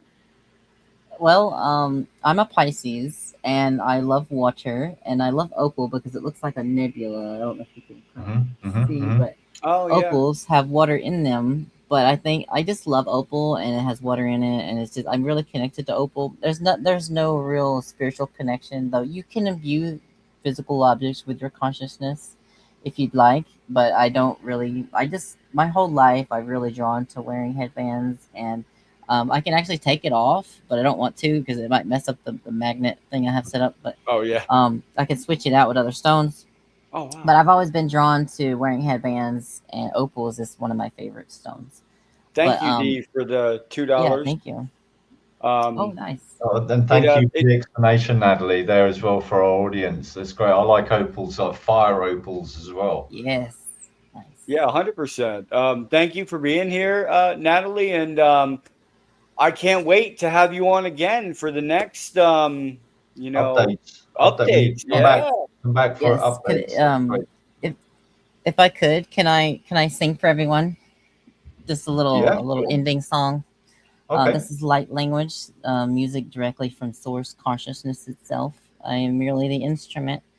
So it has different effects for different people. Don't try to translate it with your ears. Don't try to decipher it. Just listen with your heart and let it speak to you personally.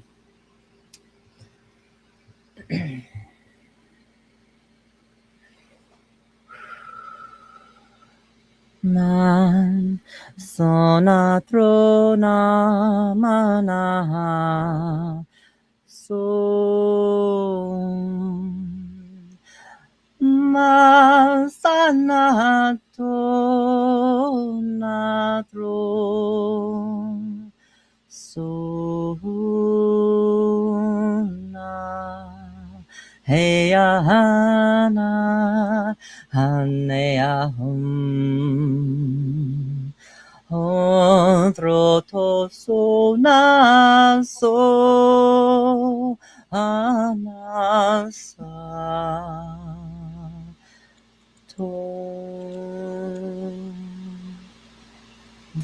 Thank you. Beautiful. Nadalee, you are, like Planet Popstar said, she is one of our moderators here, as well as one of the moderators in our Discord channel. You should join us in the Discord. Heck yeah. We have a lot of fun there. We share videos, we share experiences, research, and we get the word out about people like Dr. Max, yourself. You know, everyone in this field that is making a difference in this world needs to get we're going to get the information out and keep pushing.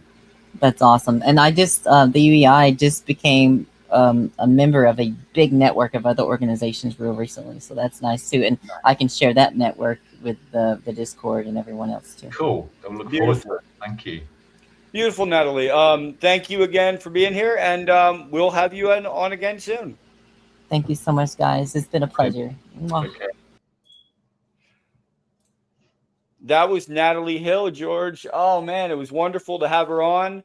Yeah, that's interesting conversation, and interesting how like the UEI, United Experiences Initiative, came about, and how that's working out, and how that is kind of to look after, protect, support, and encourage people to share their experiences on the phenomena, if you want to call it that.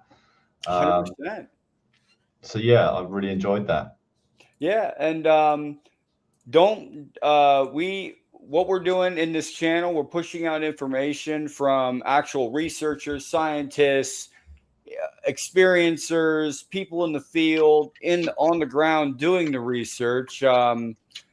The shows that we have coming up, we actually have one coming up. I want to do a Phenomenon Pulse on my birthday, which is March 12th. Not sure the time yet, so be flexible, I guess, on times. So it could be early morning, night, whenever, but we're going to do one then. And we have one also coming up. We have a couple coming up, actually. One is coming up pretty quick. This one has been confirmed. We are now confirmed for Dr. Brian Hart on the 17th of March for 4 p.m. Eastern Standard Time. He will be on here with the director to talk about his new documentary, Galaxy Clusters, Giants of the Universe. Wow. That I has been see confirmed. there in the laurel wreaths, U.S. Air Force Academy Planetarium official selection. There we go. I'll have the full picture. Now people can see it a little better. Smithsonian. I mean, this is going to be a heck of a documentary film, and I can't wait to kind of hear more about how it came about, what the content could be, maybe some sneak peeks if we're lucky, and to talk to Dr. Brian Hart and his friend as well. So. Yeah, 100%, George. And also, I have been in contact with Admiral Tim Gallaudet. I have been. Me and my friend watched The Abyss the other day, 1989 film, and you can probably tell one of the questions, if we can get retired Rear Admiral Dr. Timothy Gallaudet on the show, if that occurs, I will be asking him if he's watched The Abyss and did it influence his career path in any way.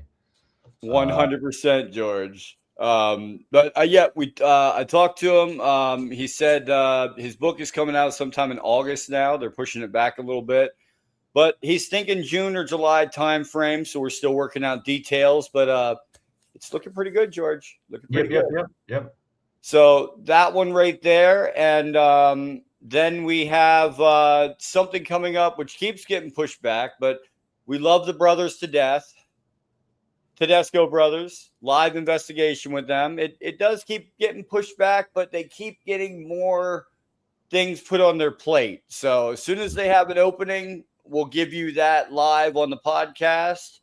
And let me see here. Our unique membership badges have been updated. Woohoo! So new members, 1 month, 2 months. Love the colors, right? Look at those colors. Yours for $1 a month. $1 a month. Become a member. We like I said, any and all revenue from this channel, and Jay can back me up on this, it will be donated to the animal shelter near Jay's property every year, right? So, yeah, and it doesn't just have to be near my property. We can go to another state. We can, donate to another country, but it will be going to animals in need that need it the most, in this time. And, so let's see here. What else do we got here? We got sneak peek inside the Nightcrawler. Yeah. Tell me, like that's just like when I met John and Jerry for the first time on the podcast, and we connected just before the show started. Yeah, there's a couple of gremlins. Those guys are doing it. Let's get out there and do it. And I just want to say, the podcast might need some help looking into a location. So this is the Verona Test Annex in New York. Okay. As you can see, it's a pretty big area that is there up in New York, meaning... yeah, you can see in the distance the different radar installations. Underground facilities are mostly mentioned in this area. So just seeing if anybody has heard anything about the Verona Test Annex. Put the word out, I guess, on it. Verona. And last thing we need to get to, George. I showed everybody these pictures of these the crash material that we'll be getting coming in. Whenever I see this, I kind of want to bite it. I don't know why. It's just like January 23rd, 1983. Strange debris falls out of the sky. A farmer picks up pieces and puts it away. His son picks it up and now is getting in touch with people to get research done on it and is giving me more photos to go with. And guess what? It looks like it's a bioengineered because it looks like it has microfiber optics in it, meaning it could be advanced technology from the 1983 standpoint if we're looking at fiber optics in there. Who knows until it's tested? Yeah. Surface, micromaterial, plating, I don't know, but we'll find out, George. I mean, right here, we're going to get it tested and have the results shown right on the podcast. If it's BS, it's BS. We'll show you. Yeah. Could say what you see. Yeah. So Yeah. find out what we say. Right. We're good to go here. Anything you want to end with, George, or is that it? Until next time, I'm gonna be wrapped up for a lot of March, so I will try and do as many podcasts I'm able to do, but I'm not gonna be able to do all of them. Dependent. I do have one more thing. I'm in touch with George Bach. From the State of the World Forum. And I will be getting a podcast together with the new it's AI and NHI Convergence Summit they're having March 22nd. It's a free virtual event, and I think everybody should attend that and put their opinion in there as well. Let's strengthen our voices by making our voices heard. 100%. Yeah. All right, George. Other than that, hey, Galactic Family, we love you. We'll see you in the next stream coming up. Probably March 12th will be the next one, and then after that will be you'll see it in the stream. It'll come up. We'll see you for the next one. Keep it locked.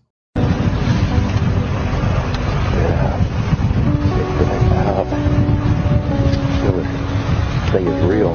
It can't be. I was informed in the course of my official duties of a multi-decade UAP crash retrieval and reverse engineering program. There is no spoon. Let me be clear. UAP are real. Advanced technologies not made by our government or any other government are monitoring sensitive military installations around the world. UFOs are as real as the airplanes flying overhead.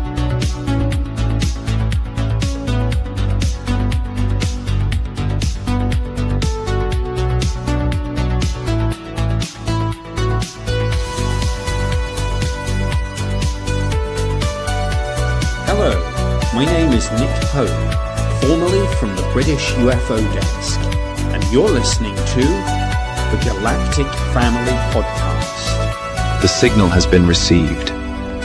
The truth is still unfolding. The signal will continue with you.